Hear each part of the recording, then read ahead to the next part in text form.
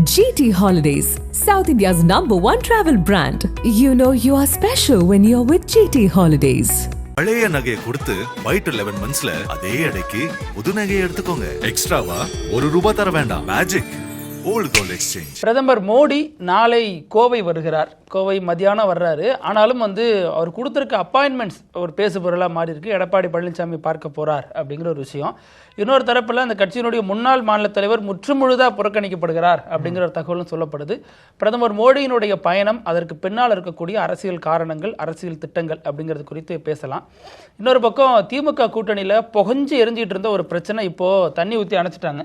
விசிகாவின் சார்பாக நாங்கள் ஆட்சியிலையும் அதிகாரத்திலும் பங்கு கேட்க மாட்டோம், அதற்கு பதிலாக இரட்டை இலக்கில் எங்களுக்கு சீட்டு கொடுங்க அப்படின்னு புதுவிதமான ஒரு நிபந்தனையை முன் வச்சிருக்காங்க. திடீர்னு விசிகா பின்வாங்குதா அல்லது இரட்டை இலக்கத்தில் நிற்கணுங்கிறத வலியுறுத்தி சொல்லுதா அப்படிங்கிறத பற்றியும் பேசிடலாம். Welcome to sensation.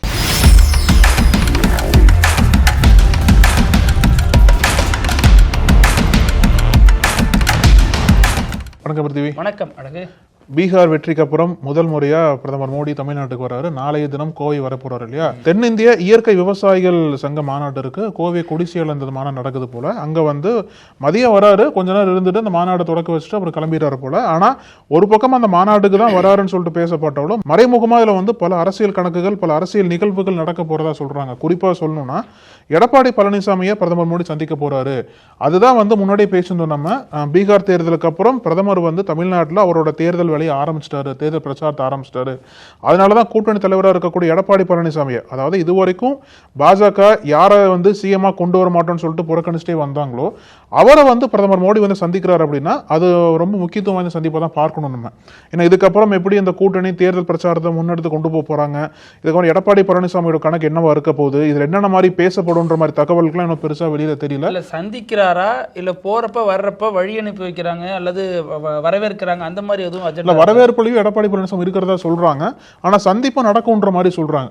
ஆனா வரவேற்புல எடப்பாடி பழனிசாமி இருக்கிறது ஒரு பக்கம் ஆச்சரியம் பண்ணாலுமே இன்னொரு மிக முக்கியமான நபர் இல்லாதது ஆச்சரியத்தை ஏற்படுத்தி. அவரது அரசியல் எதிரி. ஆமா, அரசியல் எதிரி, முன்னாள் மாநில தலைவர். அவர் இயற்கை விவசாயம் பார்க்க போயிடுற அப்படின்னு சொல்லிட்டு இருந்தவர் இந்த இயற்கை விவசாயத்துக்கு பிரதமர் மோடி வர்றப்ப அழைப்பு கொடுக்கல. அவரு மம்புட்டி தூக்கிட்டு போறாரு, பல வேலைகள் பாக்குறாரு. ஆனா பாஜக மட்டும் அவரை ஸ்டேட்டஸ் பண்ணவே மாட்டேங்குது, அவரை நெருங்கவே மாட்டேங்கிறாங்க. அது அவரும் சலிப்பு இல்லாம நிறைய பிரஸ் மீட் எல்லாம் கொடுக்கறாரு, அப்புறம் நிறைய போட்டிகள் எல்லாம் பங்கேற்கிறாரு. அதையெல்லாம் பாராட்டி பிரதமர் மோடி ட்வீட்டும் போடுறாரு. ஆனா அவருக்கான முக்கியத்துவம் கட்சியில தொடர்ந்து குறைக்கப்பட்டுட்டே வருது. அதற்கு பின்னணியில நயினார் நாகேந்திரன் இருக்கிறாரு அப்படின்னு சொல்றாங்க. அது மட்டும் இல்லாம எல்முருகன் இருக்காரு. ஆமா, அதுவும் குறிப்பா எந்த தொகுதியில ஒரு லோக்சபா தேர்தலில் போட்டி போட்டவரோ அங்க நடக்குது, அங்கேயே அவரை புறக்கணிச்சிருக்காங்க அப்படின்னா அது எதற்காக அந்த காரணம்னு சொல்லிட்டு பல காரணங்கள் சொல்றாங்க. குறிப்பா நயினார் நாகேந்திரன் என்னதான் பாஜக மாநில தலைவராக இருந்தாலும் அவருக்கு எதிராகவே ஒரு தனியா ஒரு கோஷ்டி போட்டு செயல்படுறாரு. அப்ப இன்னொரு கட்சிக்கு போறதா சொல்றாங்க. ஆமா, இன்னொரு அவரோட பேர்லயே நிறைய அந்த ரசிகர் மன்றமா ஏதோ சொல்றாங்க இல்லையா? ஆமா, அதெல்லாம் ஆரம்பிச்சிட்டாங்க. அதுவே பாஜகவுக்கு எதிராக போயிட்டு இருக்குன்ற மாதிரி பல விமர்சனங்கள் இருக்கிற சமயத்துல தான் பிரதமர் மோடியோட இந்த முக்கியமான வருகை அந்த டைம்ல இவரை புறக்கணிச்சிருக்காங்க. ஆனா மேபி இப்ப பேசுற வரைக்கும் இவர் புறக்கணிக்கப்பட்டிருக்கார். நாளைக்கு எப்படி வேணா மாறதுக்கும் வாய்ப்பு இருக்குன்னு சொல்றாங்க. கடந்த முறை அமித்ஷா எல்லாம் வந்தப்ப அமித்ஷா வாழ்க அல்லது அமித்ஷா பேச வர்றாருனா கூட கூட்டம் அமைதியா தான் இருந்துச்சு. யாரோ பேசுறாங்கன்னு வேர்கடல தின்னுட்டு வேடிக்கை பார்த்துட்டு இருந்தாங்க. திடீர்னு முன்னாள் மாநில தலைவர் பேரை சொன்ன உடனே கூட்டம் ஆர்ப்பரிச்சு அப்படியே அலைகடல் உட்கார்ந்தவங்க எல்லாம் எழுந்து பொங்கிறாங்க. ஆனா இப்போது இருக்கிற மாநில தலைவர் நயினார் நாகேந்திரன் பேரை சொன்னப்பயும் அதே மாதிரி அசால்ட்டா உட்கார்ந்தாங்க. இது எல்லாத்தையுமே தேசிய தலைமை நோட் பண்ணிட்டே இருந்துச்சு. அதே சமயம் இது திட்டமிட்ட கூட்டமா அல்லது தானாக வந்த கூட்டமா அப்படிங்கறதையும் ஆலோசனை பண்ணாங்க. அதனால இந்த ரெண்டு பிரிவுகளா இருக்கிறதும் முன்னாள் மாநில தலைவர் தனது கை ஓங்க வேண்டும் கட்சிக்குள்ள அப்படிங்கிற நினைக்கிறதும் தொடர்ந்து வாடிக்கையாயிட்டு வருது. இவருக்கு ஒரு மூக்கணாங்கயிறு போட்டே ஆகணும் அப்படிங்கிற ஒரு பார்வை தேசிய பாஜகவுக்கு வந்திருக்கதா சொல்லப்படுது. அதனால கொஞ்ச நாள் இவரை சைட்லைன் பண்ணி வைக்கலாம். அதே நேரம் தேர்தல் நேரத்தில் இவரது தயவு தேவைப்படும், கொஞ்சம் முக்கியத்துவம் கொடுத்துக்கிட்டே இருக்கணும், முக்கியத்துவம் இல்லாத மாதிரி வச்சுப்போம் அப்படிங்கிற மாதிரி ஒரு ஐடியாவுக்கு ஒரு ஸ்டாண்டுக்கு வந்திருக்கதா சொல்லப்படுது. நயினார் நாகேந்திரனுக்கு ஓரளவுக்கு இதுல சந்தோஷம் சொல்லப்படுது. ஏன்னா நயினாரை பொறுத்த வரைக்கும் நேரடியாக எதிர்ப்பு அரசியல் பண்ண மாட்டாரு, ரொம்ப இந்த மாதிரியான ஸ்ட்ராட்டஜி மூலமாக வேண்டாதவங்களை ஒதுக்கி வச்சுட்டே வருவாருன்னு சொன்னாங்க. அந்த ஒரு பகுதியாக தான் இதை பார்க்க முடியுது. ஏன்னா நயினார் நாகேந்திரன் தொடர்ந்து இப்போதைக்கு என்ன சொல்றாங்க, அவர் பிரச்சார பயணம்லாம் போறாரு. அந்த பயணம் எல்லாம் இந்த அளவுக்கு பெருசா பேசு பொருளா மாற மாட்டேங்குது. முன்னாள் மாநில தலைவர் போனதும் எல்முருகன் போனதெல்லாம் கூட பெரிய அளவுல பேசப்பட்டுச்சு. அப்போ இவர் திட்டமிட்டு மூடி மறைக்கப்படுறார். அதற்கு காரணம் முன்னாள் மாநில தலைவர் தான். அவரு முக்கியமான நேரங்கள்ல அவர் ஒரு பிரஸ் மீட் கொடுத்து அவர் ஒரு பிரச்சனையை கிளப்பி விட்டு போயிடுறாரு. அதனால போக்கஸ் எல்லாம் அவர் பக்கமே இருக்கு, இவர் பக்கம் திரும்பாத காரணமே அவர் தான் அப்படின்னு நிறைய பேர் சொல்றாங்க. ஆமா, இதுல குறிப்பா தேர்தல் நெருங்குற சமயத்துல எல்லாம் பாஜக என்ன பண்ணுவாங்க அப்படின்னா, அந்த கூட்டணி கணக்குகள், கூட்டணி பண்ணக்கூடிய பிரச்சாரங்கள் தான் மக்களிடையே பேசு பொருளா மாறணுமே தவிர தனிநபரை பத்தி மக்கள் பேசக்கூடாது அப்படின்ற ஒரு கணக்கு அவங்க வச்சிருப்பாங்க. தேர்தல் இருக்கிற சமயத்துல அப்படி இருந்தா மட்டும்தான் கூட்டணியா வெற்றி பெற முடியும்னு சொல்லிட்டு கணக்கு அவங்க இருக்கு இல்லையா. அதனால இதுலதான் தமிழ்நாடு தேர்தல் இருக்கிற சமயத்துல நம்ம எல்லாம் கூட்டணியா சேர்ந்து போட்டி போடுறோம். இந்த மாதிரி ஒரு சமயத்துல தனிநபர் குறித்து அதிகமா பாஜக பேசப்பட்டு வருது அப்படின்னா அது கூட்டணிக்கு மைனஸா போக வாய்ப்பு இருக்கு. அதனாலதான் பாஜக தலைமை அவர் வேணும்னே ஓரங்கட்டி கூட்டணி மீது கவனம் செலுத்தி தமிழ்நாட்டில் எப்படி வெற்றி பெறலாம் அதை நோக்கி போறதுக்காக அவரை கொஞ்சம் சைலண்ட் பண்ணி வச்சிருக்காங்க போல. மேபி இந்த தேர்தல் முடிஞ்சோ தேர்தலுக்கு முன்னாடியோ அந்த ஜேபி நட்டா புது தலைவர் வருவார் இல்லையா பாஜகவுக்கு, அதுக்கப்புறம் வந்ததுக்கு அப்புறம் எதுனா மத்தியில ஒரு பதவி கொடுக்கலாம் அவருக்கு. இதுல பிரதமர் மோடியை சந்திக்க போறது பாஜகவினுடைய கூட்டணி கட்சிகள் அப்படின்னு பார்த்தா ஜி.கே. வாசனும் எடப்பாடி பழனிசாமி தான் போறாங்க. இன்னும் பாமக என்ன ஸ்டேட்டஸ்ல இருக்காங்க? பாமக 2 அணிகள் இருக்கு. தேமுதிக என்ன ஸ்டேட்டஸ்ல இருக்காங்க? அப்புறமா மற்ற கட்சிகள்ல ஜான் பாண்டியன் கட்சி, கிருஷ்ணசாமி கட்சி, இவங்க எல்லாம் என்ன ஸ்டேட்டஸ்ல இருக்காங்க அப்படிங்கறதெல்லாம் இன்னும் ஒரு புரிபடாத ஒரு புதிரா தான் இருக்கு. அதே சமயம் பிரதமர் வராரு அப்படின்னா முதல் ஆளா கடிதம் எழுதுறவர் ஓபிஎஸ் தான். இப்ப பாவம் அவர் என்ன பண்றாருன்னு தெரியல. அதுவும் கெஞ்சும் கேட்டு பார்த்துட்டாரு, ஒரே ஒரு வாய்ப்பு கொடுத்து பாருங்க, அது எனக்கு பெரிய பாக்கியமா இருக்கும் அப்படின்லாம் சொன்னாரு. அப்பவுமே பிரதமர் மோடி வடிவேல் சொல்ற மாதிரி கல்லஞ்சக்காரர் அப்படிங்கிற மாதிரி கண்டுக்காம அவருக்கான வாய்ப்பு தராம போயிட்டாரு. இப்ப கூட்டணி வெளியே போயிட்டார்ல, அதனால கூட்டணி தலைவரை நிக்க முடியாது. ஜனகரனுக்கு அதே நிலைமைதான். அங்கதான் ஒரு விஷயம் சொல்றாங்க. இதுல பாஜகவினுடைய ஸ்ட்ராட்டஜி இங்கதான் நீங்க பார்க்க போறீங்க. பீகார் எலெக்ஷன்ல எப்படி சிராக் பஸ்வான் வெளியில இருந்துட்டு மீண்டும் அவரை உள்ள அழைச்சிட்டு ஒரு பெரிய வெற்றியை அறுவடை பண்ணிருக்காங்க இல்லையா. சிராக் பஸ்வானும் நிதிஷ்குமாரும் ஓர் அணியில பாஜகவோட சேரும் பொழுது இப்படி ஒரு இமாலய வெற்றி பெற முடியும் அப்படின்னு அங்க காமிச்சிருக்காங்க. அதுல 1000 விமர்சனம் இருக்கலாம், அது தனி. ஆனா வெற்றிங்கிறதான கடைசியா பேசப்படும். ஆனா நிதிஷ்குமாருக்கு வெற்றி தேவைப்பட்டது, ஆனா எடப்பாடிக்கு வெற்றி வேணுமா அப்படின்ற ஒரு கேள்வி இல்ல. இப்ப அவர் பாயிண்ட் ஆஃப் வியூ அதான், ஜெயிச்சாதான் அந்த கட்சியை இன்னும் வலுவா வச்சுக்க முடியும். அப்போதான் நம்ம மேல இருக்கிற அந்த பிரச்சனை போகும். தொடர்ந்து 10 தோல்வி பழனிசாமிங்கிற விமர்சனத்தை எதிர்கட்சிகள் மட்டும் இல்லாம அவரோட இருந்த நபர்களும் இப்ப வைக்க தொடங்கிட்டாங்க. சோ அதுல இருந்து விடுபடணும் அப்படின்னா எடப்பாடிக்கு இந்த வெற்றி நிச்சயம் தேவைப்படும். அது மட்டும் இல்லாம இப்ப பாஜகவினுடைய திட்டம் என்னவா இருக்கு அப்படின்னா, சொன்ன மாதிரி பீகார் பார்முலாவை இங்க கொண்டு வருது. அதன்படி பிரிந்து போன ஓபிஎஸ், டிடிவி இவங்க எல்லாரையும் மீண்டும் எடப்பாடி பழனிசாமி அணியில இணைத்துக் கொள்ளும் விஷயம் தான் எடப்பாடி கிட்ட பேசப்படுறதாக சொல்லப்படுது. அதுல நாளைக்கு பிரதமர் பேச மாட்டாரு. பிரதமர் ஒரு சிக்னல் கொடுத்துட்டு போனாருன்னா அடுத்த கட்ட நிர்வாகிகள் அது தொடர்பா பேச ஆரம்பிப்பாங்க. அப்போ ஒரு கட்டத்துல ஓபிஎஸ் டிடிவி ஒன்னும் பெரிய பகையில எல்லாம் வெளில போல மதிக்கல, அதனால அந்த கோவத்துல போயிருக்கும் அப்படிங்கிறாங்க. நாளைக்கு உரிய மரியாதை அளிக்கப்பட்டு அப்புறம் பேச தொடங்கினா, அதாவது எடப்பாடி கிட்டையும் பர்மிஷன் வாங்கிட்டு அவங்களை இணைத்துக் கொண்டால் பிரச்சனை இல்ல, நீங்க கொடுக்குற எங்களுக்கு ஒரு 15 சீட்டு 30 சீட்டு தரீங்கன்னா அதுல நாங்க உள்ள இடஒதுக்கீடு மாதிரி அவருக்கு நாங்க எங்க சீட்டை கொடுத்துறோம் அப்படிங்கிற பேசிஸ்ல அவங்க பண்ண போறாங்க. ஏன்னா இப்ப வெற்றிங்கிறது முக்கியமான ஒண்ணா மாறிடுச்சு பாஜகவுக்கு. ஏன்னா அடுத்து தமிழ்நாடு எலெக்ஷன் எப்படி இருந்தாலும் பாஜக வராதுப்பா அப்படின்னு ஒரு இமேஜ் இருக்கிற பொழுது அதை கொஞ்சம் உடைச்சு விடுவோம் நம்ம அப்படிங்கறத பாஜகவினுடைய திட்டமா இருக்கு. அதன்படி ஓபிஎஸ், டிடிவி, புதிய தமிழகம் கிருஷ்ணசாமி, பாமகவின் 2 அணிகள், ஜான் பாண்டியன் அவர், இந்த மாதிரி அனைத்து சிதறி போன கூட்டணி கட்சியை சேர்ந்த நிர்வாகிகள், கூட்டணி கட்சிகள் எல்லாத்தையும் ஓரணியில திரட்டிட்டு மீண்டும் ஒரு வெற்றியை நோக்கிய பயணத்தை பாஜக செய்ய போகுது. அதற்கு முன்னாள் மாநில தலைவர் இருந்தா இடையூறா இருக்கும் அப்படிங்கறதுனால எடப்பாடியினுடைய தேவையில்லாத பகையை சம்பாதிக்க வேணாம், இந்த நேரத்துல கொஞ்சம் தள்ளி வைப்போம் அப்படின்னு வச்சிருக்கதாக தகவல். சோ பாப்போம், பிரதமர் மோடியே இங்க கோயம்புத்தூருக்கு எடப்பாடி இடத்துல பேச போறாரு. மோடி சொன்னா எடப்பாடி கேட்பாரா அப்படின்றது நம்ம பொறுத்து இருந்தா பார்க்கணும். அதுவும் அந்த தொகுதி கோயம்புத்தூர், திருப்பூர் தொகுதி எல்லாம் அவங்க கொங்கு ஒரு பக்கம் நிறைய பீகாரியர்கள் உள்ள வந்திருக்காங்க அப்படிங்கறத பார்க்க முடியுது. வடமாநில தொழிலாளர்கள் நிறைய அளவுல அங்க இருக்காங்க. இப்போ இந்த எஸ்ஐஆர் போகுது, இந்த சமயத்துல அந்த 13வது நம்பர்ல என்ன சொல்றாங்கன்னா பீகார்ல உள்ளவங்க இங்க சேரலாங்கிற மாதிரி ஒரு இது இருக்கு. சோ அதெல்லாமே இப்ப பேசு பொருளாயிட்டு வர நேரத்துல பிரதமருடைய இந்த வருகை வெறுமனே நீங்க சொன்ன மாதிரி விவசாயம் சார்ந்தது மட்டும் இல்லாம இந்த மாதிரி அரசியல் கணக்குகளுக்குமான ஒரு பயணமா இருக்கும் அப்படின்னு சொல்றாங்க. இன்னொரு பக்கம் பாத்தீங்க அப்படின்னா அந்த விவசாய மாநாடு நடத்துறாங்கல்ல, அவங்க மேல ஒரு விமர்சனம் இருக்கு. ஒருங்கிணைப்பாளர், அதாவது அரசியல் மாநாடு இல்லன்ற மாதிரி சொல்லி பிரதமரை கூப்பிடுறாங்க, ஆனா முதல்வரை கூப்பிடல. அங்க ஒரு விமர்சனம் எழுந்திருக்குறாருன்னா இது அரசியல் சாராத ஒரு விஷயம், ஒரு மாநாடு. அதற்குதான் நாட்டின் பிரதமர்ங்கிற முறையில அவர் அழைக்கப்பட்டிருக்காரு. ஆனா அதே நேரம் மாநில முதல்வருக்கு அழைப்பு இல்லை அப்படிங்கிறாரு. அப்போ மாநில முதல்வர் பதவி ஒன்றும் அரசியல் பதவி இல்லையே, ஆமா. பிரதமர் அது பதவி பொதுவான இல்லைன்னா பதவி இதுவும் தானே. அதே தானே. ஆமா. அந்த ஒரு குழப்பம் இருக்கு. அதற்காக விமர்சிக்கவும் படுறாரு PR பாண்டியன். அவர் வந்து திமுகவுக்கு எதிரான விஷயங்கள் மட்டும் ரொம்ப குரல் கொடுத்து பேசுறாரு. ஆனா இப்போ பாஜகவோட நெருக்கமா போகிறார் அப்படிங்கிற மாதிரியான விமர்சனங்களும் இப்ப மெல்ல மெல்ல அங்கங்க வருது. ஆமா, இப்போ திமுக கூட்டணிக்குள்ள விசிக வந்து எப்போ விஜய் அந்த அதிகாரத்துல பங்கு, ஆட்சியில பங்கு அப்படின்ற முழக்கத்தை வைக்க ஆரம்பிச்சாரோ அதுக்கப்புறம் அதை வந்து விசிகாவும் திமுகக்குள்ள கேட்க ஆரம்பிச்சாங்க. எங்களுக்கு காங்கிரஸும் கேட்டாங்க, எங்களுக்கு அந்த உரிமை இருக்குன்ற மாதிரி பல கட்சிகள் கேட்டாங்களே, கூட்டணி கட்சிகள்லாம். இன்ஃபேக்ட் அவங்களுக்கு உரிமை இருக்கும் கூட, ஏன்னா தொடர்ந்து பல ஆண்டுகளா திமுக பயணம் பண்றாங்க. அதனால வந்து அவங்களுக்கு கேட்கறதுக்கு உரிமை இருக்கு. ஆனா இது வரைக்கும் திமுக கொடுத்ததில்ல, இனிமேலும் கொடுக்குமா அப்படின்ற கேள்வி இருக்கிற சமயத்துல தான் இப்போ விசிக வந்து அவங்க ஸ்டாண்ட் இருந்து கொஞ்சம் மாறி இருக்காங்க. ஆனா அப்பயும் ஒரு கண்டிஷன் வச்சிருக்காங்க. அதாவது திமுக ஒரு பெரிய ரிலீஃப் கிடையாது. நாங்க வந்து முன்னாடி பேசினது போல நாங்க இப்ப கேட்க மாட்டோம்னு விசிக சொன்னாலும் இன்னொரு கண்டிஷன் என்ன அப்படின்னா, எங்களுக்கு ஆட்சியில் அதிகாரம் கொடுக்க வேண்டாம், ஆனா நாங்க கேட்கக்கூடிய எண்ணிக்கையில் இடங்கள் கொடுங்க, அதாவது டபுள் டிஜிட்ஸ்ல இடங்கள் கொடுங்கன்னு சொல்லிட்டு இப்ப விசிக வந்து பிரஷர் பண்ண ஆரம்பிச்சிருக்காங்க. ஒரு பக்கம் ஆட்சியில் அதிகாரம் வேண்டாம்னு சொல்லிட்டு விசிக சொல்லி அதுல திமுக ரிலீஃப் கிடைச்சாலும் இன்னொரு பக்கம் இந்த ஒரு அழுத்தம் என்பது திமுக சிக்கலாக தான் மாறப்போகுது. அதாவது நீண்ட காலமாக இருந்த ஒரு புகைச்சலான ஒரு மங்கலான ஒரு விஷயத்தை கிளியர் கட்டா விசிக கொண்டு வந்திருக்கு இப்போ அப்படின்னு தான் பார்க்கப்படுது. என்ன அப்படின்னா, நீண்ட காலமாகவே விசிகாவின் முழக்கம் என்னவா இருந்திருக்கு அப்படின்னா, ஆட்சியில் பங்கு, அதிகாரத்தில் பங்கு, அதுதான் அவங்க வைக்கக்கூடிய பெரிய முழக்கமா இருந்துச்சு. இப்ப திருமாவளவன் ஆதவர்ஜுனா இருந்த காலகட்டத்தில் அந்த முழக்கத்தை வச்சாங்க. அப்புறம் பிரச்சனையாடுச்சு, இந்த வீடியோ டெலீட் பண்ணாங்க.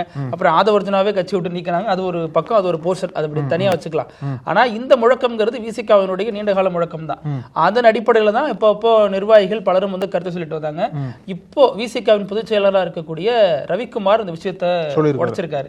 அதாவது எங்களுக்கு ஆட்சியில் பங்கு, அதிகாரத்தில் பங்குங்கிற அந்த முழக்கம் எப்பவும் இருக்கும், இந்த தேர்தலும் இருக்கு. ஆனா இந்த தேர்தல் பொறுத்த வரைக்கும், இந்த பர்டிகுலர் தேர்தலில் இதை நாங்க முன்வைக்க போறது இல்ல, எங்களுக்கு இரட்டை இலக்கத்துல நிக்கணுங்கிறது தான் விருப்பம் அப்படிங்கிற மாதிரி சொல்லியிருக்காரு. அப்போ அதை நாங்க விட்டுறோம், அதற்கு பதிலாக நீங்க எங்களுக்கு இந்த இரட்டை இலக்க இதை கொடுத்துருங்க ஒரு மனநிலைக்கு வந்திருக்காங்க. ஆமா, இதுல குறிப்பா அவங்க கேட்கறது உரிமை இருக்கு. ஏன்னா 2 எம்பிகள் இருக்காங்க.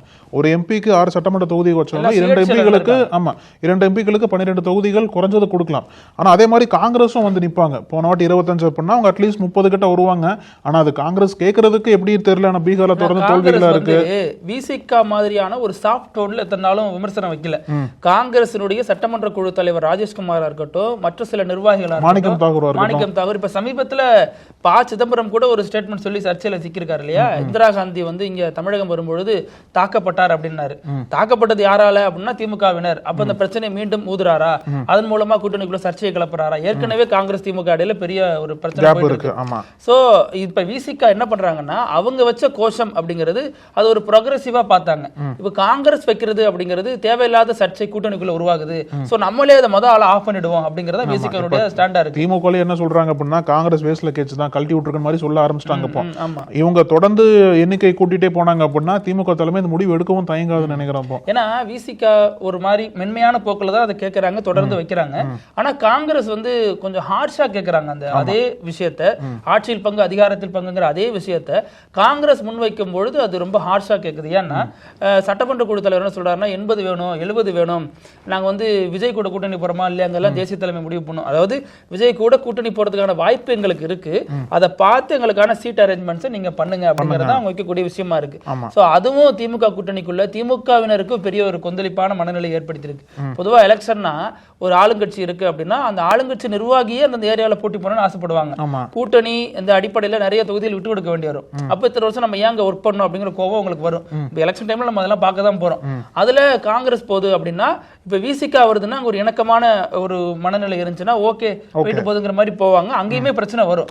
ஆனா ஏற்கனவே பொதுவெளியில நம்ம கட்சியை விமர்சிச்சுட்டு இப்ப நம்ம சீட்டையே ஒருத்தர் போட்டி போட வந்துட்டாரு, ஒருநாள் நம்ம வாய்ப்பை இழக்கிறோம் அப்படிங்கிறப்ப அந்த கோபம் தனிப்பட்ட பகையும் தாண்டி கட்சி பகையாக மாறும் அப்படிங்கறதையும் பார்க்க முடியும். ஏன்னா பீகார்ல பார்த்தோம், இதுதான் காங்கிரஸும் பண்ணாங்க. ஆர்ஜேடி எங்கெல்லாம் வேட்பாளர் நிப்பாட்டினாங்களோ அங்கேயும் வந்து வேட்பாளரை வீம்புக்குன்னு போட்டதா ஒரு விமர்சனம் இருக்கு. அதே மாதிரி தான் தமிழ்நாட்டிலையும் ஃப்ரெண்ட்லி ஃபைட்னு சொன்னாங்களே, அதே மாதிரி தான் தமிழ்நாட்டிலையும் பண்ண போறாங்களா அப்படின்றத பொறுத்து இருந்தா பார்க்கணும். இதுல இன்னொரு முக்கியமான விஷயம் என்ன அப்படின்னா, இந்த கூட்டணி கணக்குகள்லாம் மாற ஆரம்பிக்குது இல்லையா. இப்போ சமீபத்தில் கூட அதிமுகவோட நோக்கம் என்னவா இருக்கு அப்படின்னா, தேமுதிகவா இழுத்துடலான்ற மாதிரி பாக்குறாங்க போல. அது ஆர்பி உதயகுமார் வந்து நேற்றைக்கு கூட பிரேமலதா பார்த்து பேசியிருக்காங்க. பார்த்துட்டு தான் இருக்காங்க. ஆனா அந்த ஜனவரி அவங்களோட பொதுக்குழு நெருங்குது இல்லையா, ஜனவரி மாதம் அறிவிக்கணும்னு சொன்னாங்க இல்லையா, அந்த அறிவிப்புக்கு முன்னாடி யாரு வந்து முந்திட்டு போய் தேமுதிக இழுத்துட்டு வந்துடலாம் அப்படின்ற ஒரு போட்டி போயிட்டு இருக்கும் போல. அதனால வந்து ஆர்பி உதயகுமார் முந்திட்டு போயிட்டு பிரேமலதா பார்த்து பேசியிருக்காரு. எல்லாமே வந்து அவங்களும் பெருசா பதில் எதுவும் சொல்லல. ஆனா இருந்தாலும் ஜனவரி மாதம் அங்க அறிவிக்க போறதா சொல்றாங்க. அந்த ஜனவரி மாதம் அறிவிப்பு எல்லாருமே ஜனவரி மாதத்துக்குள்ள எல்லா கட்சிகளும் போட்டிக்கு ரொம்ப தயாராயிருவாங்கன்னு சொல்லலாம். எல்லாம் கிரவுண்டுக்கு வந்துருவாங்க, வந்துதான் ஆகணும். இல்ல நீங்க ஃபேக்டா யோசிச்சு பாருங்களேன். இப்ப தேமுதிகவுக்கு என்ன ஆப்ஷன் இருக்கு? ஒன்னு விஜய் கட்சி அல்லது அதிமுக பாஜக கூட்டணி. விஜய் கட்சிக்கு போறதுல அவங்க நிறைய ஒரு சிக்கல் இருக்கு. அதாவது இப்ப வந்த கட்சி, நான் எதா இருந்தாலும் ஏன்ட்ட கேட்காதீங்க, போயிட்டு அவர்கிட்ட கேளுங்க அப்படின்னு பிரேமலதா விஜய் தலைமைக்குள்ளேயே சண்டை ஒரு ஃபர்ஸ்ட் அப்படின்னு பல செய்தியாளர் சந்திப்புல சொல்லியிருக்காங்க.